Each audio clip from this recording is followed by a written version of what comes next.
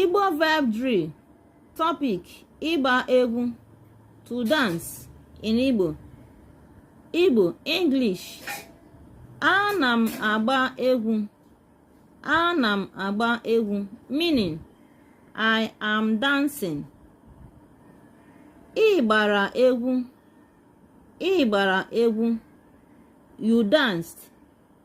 You in Igbo is a. Ọ ga-agba egwu.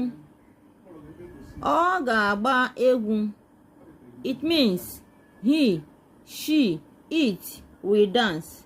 Remember, ọ is a pronoun in Igbo. Nnọchiaha. Ọ represents he, she, it. Ha chọrọ ịgba egwu. Ha chọrọ ịgba egwu. Meaning, they want to